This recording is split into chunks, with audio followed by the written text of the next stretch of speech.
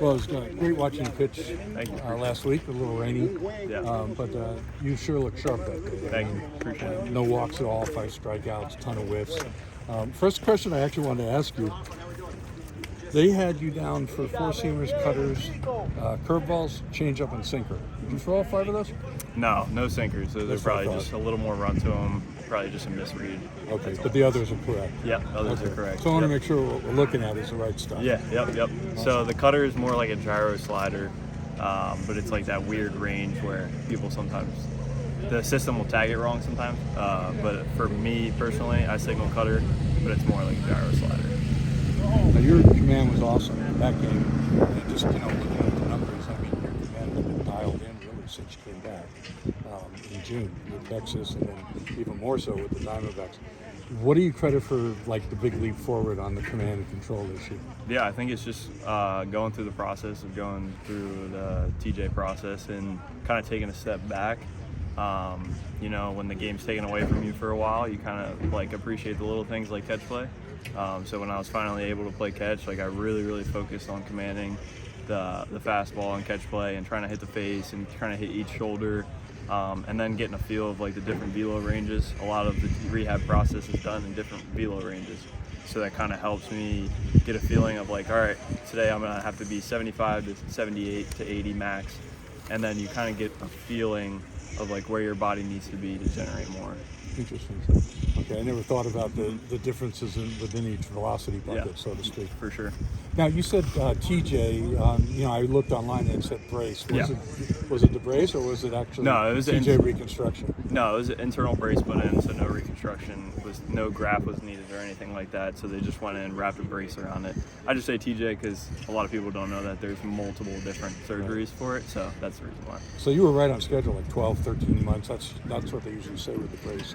It's a little like good 2-3 months shorter than TJ. Yeah. I mean, they can get it out pretty quick. Dr. Meister, the one I got it done with, said it could be as early as 6 months, depending on where you are in the situation and how valued you are.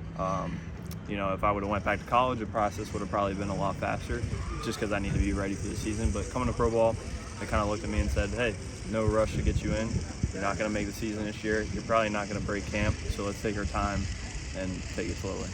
Now, were you shocked or surprised at all that you were included in the trade when you came over? Yeah, I mean, it's always pretty cool. When it first happened, I was freaking out a little bit because I was like, I just got to meet these people. I just got to low A, just kind of getting a grasp on who everyone is and the org and everything.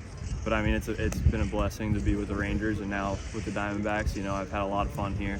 You guys are super awesome and super open to all my ideas, and I'm open to their ideas, and we've been building connections as we go. Just a little tidbit for you.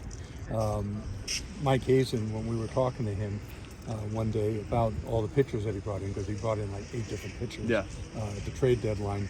The one he mentioned by name was you, and he just said, that guy, we bring in a guy like David Hagaman. He's got great stuff across all those different pitches. Well, I appreciate that. So he was like super excited about you in particular. Mm-hmm. So I just thought that would be a cool thing for you to hear secondhand. I appreciate that he says that. Work hard for it, and so it's good to see things finally paying off.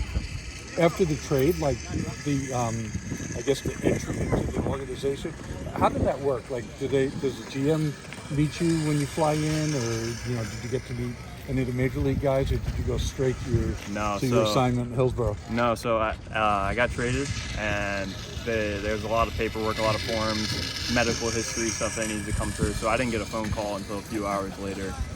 We were in Fayetteville, North Carolina. I was sitting in the locker room, and they told me, they said, "Hey, take off your stuff. We'll take the jersey and the pants. You can keep everything else. Pack up your locker, and they'll talk to you soon." So then, hopped on a call with them. Got an Uber back from Fayetteville to Hickory. Flew out the next morning. Met them in Spokane, Washington, and we played the series there. Finished out the series, and then my first start was in Vancouver. How'd your parents take the news? They were a little upset. I've been in Arizona for the past year at the time, and they were happy to have me on the East Coast. They came out and watched me throw one time, and then I got traded.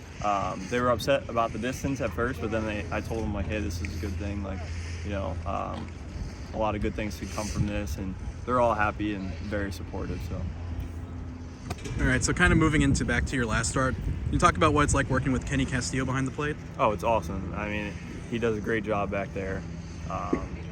Pretty much we're on the same page all the time, and if we're not, it's because there's two options to go with, and usually he picks the better one, and I'll shake him off and pick the worst one, but you know, he does a great job back there. It makes me doing my job a lot easier.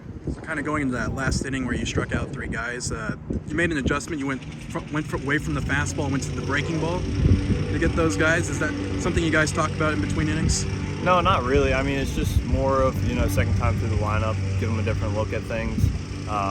You know, first 2 innings, first time through the lineup, you know, I'm just trying to establish the fastball, show them that I'll throw a first strike, try to get some swing and misses on it, and then next time through the lineup, see maybe start them off with a breaking ball and finish with the heater. So it's more just a different approach. How much time do you spend together game planning before each game? Not too much, honestly. I mean, me and Kenny, we got like a pretty good connection of what's going on from when we were in Hillsborough. So before my start that day, we sat down for 5 minutes, looked through the lineup. I'm not a huge like scouting or anything like that. You know, I pitch my game. So we sat down, we talked. He said, "This is the plan we got," and I was like, "All right, let's do it."